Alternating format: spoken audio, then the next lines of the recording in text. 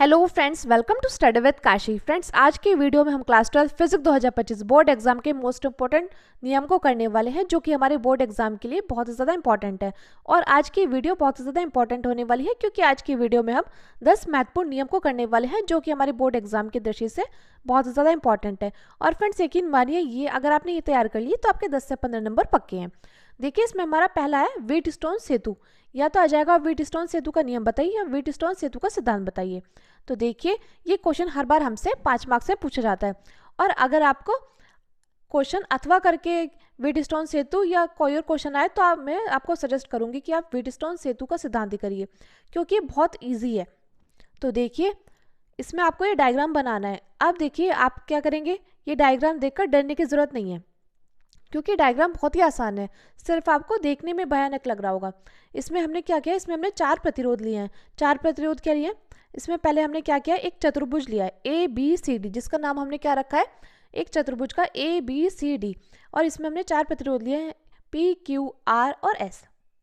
और हमने क्या किया, बिंदु A व C के बीच, बिंदु A और C के बीच क्या करा है, एक सेल E को कुंजी K1 के द्वारा जोड़ दिया है, तथा B और D के बीच एक धारामापी G को कुंजी K2 के द्वारा जोड़ दिया है।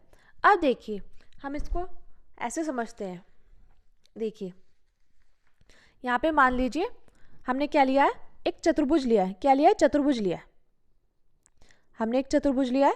देखिए, इसमें हमने क्या करा है, प्रतिरोध लगा दिया। ध्यान से समझना फ्रेंड्स, क्योंकि ये पेपर की दृष्टि से बहुत ज़्यादा इंपॉर्टेंट है।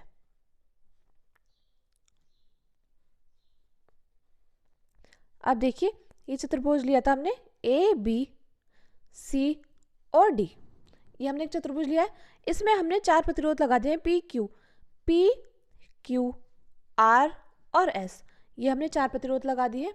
अब देखिए, हमने A और C के बीच से एक सेल E को जोड़ दिया है।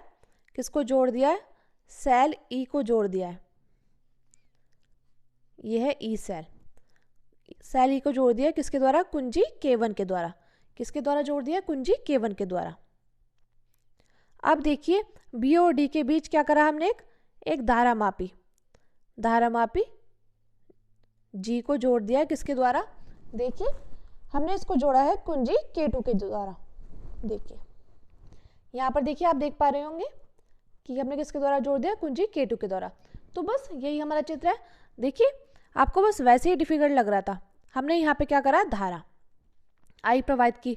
और देखिए, जब हमने धारा प्रवाहित की तो ये क्या होगी, ये दो अलग भागों में विभाजित हो जाएगी। यानी कि ये I1 हो जाएगी और ये क्या हो जाएगी, ये हो जाएगी I2। और देखिए, इसी प्रकार यहाँ पे I1 और ये I2। और देखिए, ये ऐसे धारा फिर क्या हो रही है, ये जा रही है। तो देखिए, आपको ये समझ में आया। बस हमने इसमें क्या किया है, हमने इसमें एक चतुर्भुज लिया है। इसमें हमने 4 प्रतिरोध लिए PQRS, और A और C को हमने E सेल कुंजी K1 के द्वारा E सेल से जोड़ दिया है। और हमने B और D के बीच एक धारामापी G को कुंजी K2 के द्वारा जोड़ दिया। और बस हमने इसमें धारा प्रवाहित की और धारा 2 भागों में विभाजित हो गई है। तो बस यही था हमारा व्हीटस्टोन सेतु का नियम। अब देखिए, रचना में हम जो करते हैं, हमें सिर्फ वही लिखना होता है। तो इसमें हम लिखेंगे, इसमें 4 प्रतिरोध PQRS को जोड़कर एक चतुर्भुज ABCD बनाते हैं। बिंदु A व C के बीच एक सेल E को कुंजी K1 के द्वारा जोड़ देते हैं, और B तथा D के बीच एक धारामापी G को कुंजी K2 के द्वारा जोड़ देते हैं। अब देखिए, सिद्धांत हमारा क्या कहता है? सिद्धांत हमारा कहता है कि प्रतिरोधों को इस प्रकार व्यवस्थित करते हैं कि परिपथ में धारा प्रवाहित करने पर धारामापी में कोई विक्षेप न हो, तो उसे संतुलन की अवस्था कहते हैं। यानी कि इसमें क्या लिखा है, इसमें लिखा है कि प्रतिरोधों को इस प्रकार व्यवस्थित करते हैं कि परिपथ में धारा प्रवाहित करने पर धारामापी में कोई विक्षेप ना हो, यानी कि बदलाव ना हो, तो इसे संतुलन की अवस्था कहेंगे। यानी कि जो प्रतिरोध है ना, इनको इस प्रकार जोड़ेंगे कि जो धारामापी है वो बिल्कुल सीधी रहे, क्योंकि सीधी रहती है। अगर प्रतिरोधों को अलग ठीक से नहीं जोड़ेंगे तो कभी धारामापी इधर जाएगी, कभी धारामापी इधर। तो ये लिखा है कि प्रतिरोधों को इस प्रकार व्यवस्थित करते हैं कि परिपथ में धारा प्रवाहित करने पर धारामापी में कोई विक्षेप न हो, उसे संतुलन की अवस्था कहते हैं। यानी कि P/Q बराबर R/S होना चाहिए। अब देखिए, हम क्या करेंगे, व्हीटस्टोन सेतु के इसमें क्या लगता है, किरचॉफ का द्वितीय नियम लगता है। तो देखिए, किरचॉफ का द्वितीय नियम कैसे लगेगा। यहाँ पे देखिए, किरचॉफ के द्वितीय नियम अभी देखिए, अगर आपको किरचॉफ का द्वितीय नियम नहीं पता है तो हम आगे कराएंगे किरचॉफ का नियम, आप वहां से समझ लेना। तो देखिए पहले हम लेंगे बंधपाश ए बी डी ए। तो बंधपाश क्या है, ए बी डी ए लिया हमने। इसमें हमने क्या किया है, धारा I1 धारा ए बी डी ए, धारा I1 की गुणा किससे हो रही है, प्रतिरोध P से। और देखिए यहाँ पे माइनस क्यों लगा, क्योंकि ये धारा जो ऐसे जा रही थी और ये धारा क्या जा रही है कि धारा विपरीत दिशा में जा रही है, यानी कि इस तरफ नहीं जा रही, तो इसलिए माइनस I2 गुणा R बराबर 0। 0 इसलिए क्योंकि यहाँ पर कोई भी विद्युत वाहक बल यानी कि E1 या E2 नहीं है। तो देखिए बस I1P इजिकल टू I2R, ये हमारी फर्स्ट इक्वेशन हो गई। अब हमने क्या किया, हमने यहाँ पे बंधपाश बी सी डी भी ले लिया, ये भी हमने इसी प्रकार लिया है। I1Q माइनस I2S, माइनस इसलिए लगा है क्योंकि विपरीत दिशा में जा रही है, इजिकल टू 0। अब देखिए I1Q इजिकल टू I2S, ये हमने सेकेंड इक्वेशन मान ली। अब हमने क्या किया, समीकरण 1 और 2 को भाग कर दिया। तो देखिए जब हमने भाग करा तो इससे कैंसिल हो गया, ये इससे कैंसिल हो गया, यानी कि हमारा आ गया P/Q इजिकल टू R/S। यही हमारा व्हीटस्टोन सेतु का नियम है। अब देखिए हमारा अगला नियम है बायो-सैवर्ट का नियम। देखिए फ्रेंड्स बहुत ज़्यादा इंपॉर्टेंट नियम है बायो-सैवर्ट का नियम। तो देखिए किसी धारावाही चालक ए बी के अल्पांश डेल्टा एल के द्वारा किसी बिंदु P पर चुंबकीय क्षेत्र डेल्टा बी निम्न बातों पर निर्भर करता है। तो देखिए बायो-सैवर्ट का नियम क्या कहता है, इसमें हम क्या लेंगे, एक चालक तार लेंगे। क्या लेंगे, एक चालक तार लेंगे जिसका नाम हम ए बी रख देंगे। और देखिए इसमें कोई अल्पांश हम दूरी ले लेंगे जिसे हम डेल्टा एल मान लेते हैं। अब इस अल्पांश से कोई बिंदु P पर हमें क्या याद करना है, हमें याद करना है चुंबकीय क्षेत्र। अब इस बिंदु से इसकी दूरी क्या होगी, R होगी, और इनके बीच का कोण क्या होगा, थीटा होगा। और इसमें क्या धारा प्रवाहित हो रही है, I। देखिए बस यही करा है, और ये क्या हमारा धारावाही चालक तार है। तो देखिए बस हमने यही लिखा है कि किसी धारावाही चालक ए बी के अल्पांश डेल्टा एल के द्वारा किसी बिंदु P पर चुंबकीय क्षेत्र डेल्टा बी निम्न बातों पर निर्भर करता है। तो फर्स्ट है चुंबकीय क्षेत्र डेल्टा बी चालक में प्रवाहित वैद्युत धारा I के क्या हो, अनुक्रमानुपाती हो, यानी कि डेल्टा बी अनुक्रमानुपाती किसके, I के। अब देखिए अगला है चुंबकीय क्षेत्र डेल्टा बी चालक के उस अल्पांश की लंबाई डेल्टा एल के अनुक्रमानुपाती हो, यानी कि I के अनुक्रमानुपाती डेल्टा एल के अनुक्रमानुपाती।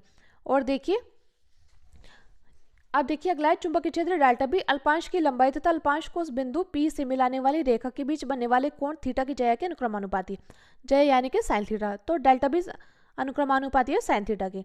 अब देखिए चुंबकीय क्षेत्र डेल्टा बी बिंदु P की अल्पांश से दूरी R के वर्ग के व्युत्क्रमानुपाती, यानी कि I डेल्टा एल और साइन थीटा की क्या अनुक्रमानुपाती, लेकिन R² के क्या व्युत्क्रमानुपाती।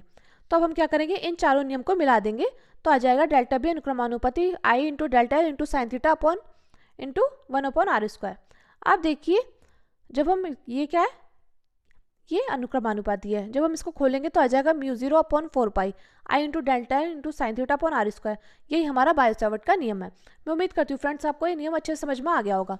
अब देखिए हमारा अगला मोस्ट इंपोर्टेंट नियम है कूलाम का नियम। तो देखिए कूलाम का नियम क्या कहता है, दो स्थिर बिंदु आवेशों के बीच लगने वाला बल दोनों आवेशों की मात्राओं के गुणनफल के अनुक्रमानुपाती तथा उनके बीच की दूरी के वर्ग के व्युत्क्रमानुपाती होता है।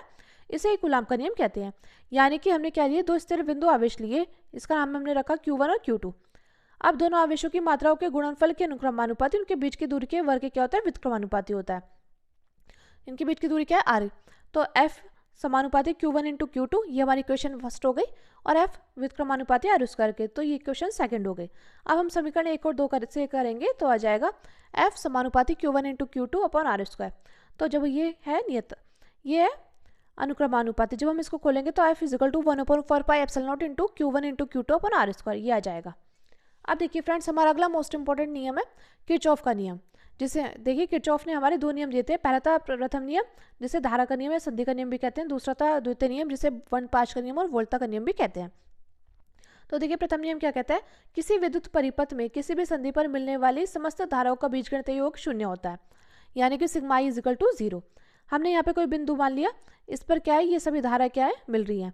तो ये धारा जो संधि की ओर जा रही है वो क्या होंगी, प्लस होंगी, और जो संधि से दूर जा रही है जैसे I5 ये I5 I4 ये माइनस में होगी, और ये संधि की ओर आ रही है तो ये प्लस में होगी।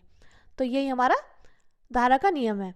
तो I1 यानी कि सिग्मा I इजिकल टू 0, इन सभी का बीजगणितीय योग क्या होता है, 0 के बराबर होता है। यानी कि I1 plus I2 plus I3 ये देखिए ये संधि की ओर दूर दूर जा रही है, तो minus I4 minus I5 equal to 0, तो ये आ जाएगा। अब देखिए अगला है द्वितीय नियम यानी कि वोल्टा का नियम, जिसे हम बंधपाश का नियम भी कहते हैं।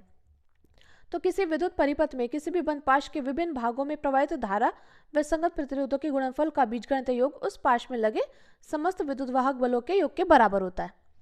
यानी कि डायग्राम के माध्यम से समझिए, यहाँ पे क्या है, ये वोल्टा का नियम है। यहाँ पे एक ये देखिए यहाँ E1 है या I1 की धारा ऐसे प्रवाहित हो रही है, ऐसे धारा प्रवाहित हो रही है, और यहाँ पे R1 प्रतिरोध है, और देखिए यहाँ E2 है, यहाँ I2 E2, और ये R2 ये R3, 3 प्रतिरोध है ना, और ये क्या हो जाएगा E1 plus I1 plus I2।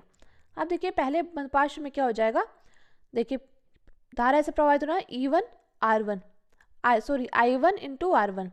अब देखिए माइनस क्यों हो जाएगा, क्योंकि बंधपाश में इस प्रकार जानी चाहिए धारा, लेकिन ये क्या जा रही है, विपरीत दिशा में जा रही है, तो minus I2 into R2 equal to E1 minus E2 हो जाएगा।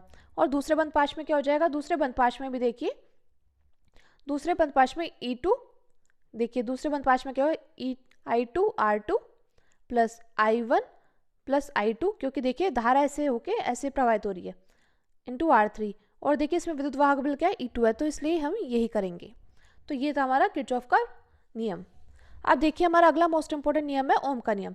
देखिए फ्रेंड्स बहुत ज़्यादा इंपॉर्टेंट नियम है ओम का नियम, कई बार हमसे बोर्ड एग्जाम में पूछा गया है, तो इस बार आने के इसके पूरे चांसेस है। तो ओम का नियम क्या कहता है, इस नियम के अनुसार यदि किसी चालक की भौतिक अवस्था है जैसे ताप आदि नियत रखी जाए, तो उस चालक सिरों के बीच उत्पन्न विभवांतर चालक में प्रवाहित धारा के समानुपाती होता है, यानी कि V समानुपाती I के।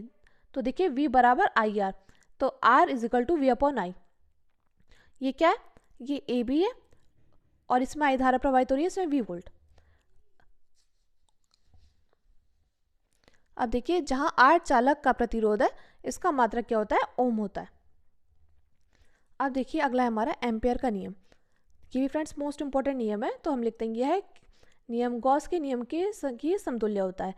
इसके अनुसार चुंबकीय क्षेत्र B का किसी बंद वक्र के लिए रेखा समाकल यानी कि phi into B into delta L वक्र द्वारा घेरे गए क्षेत्रफल से होकर प्रवाहित धारा I का म्यू नॉट गुना होता है। B into D L equal to mu naught into I। तो फ्रेंड्स आज की वीडियो में बस इतना ही। Thank you, thanks for watching.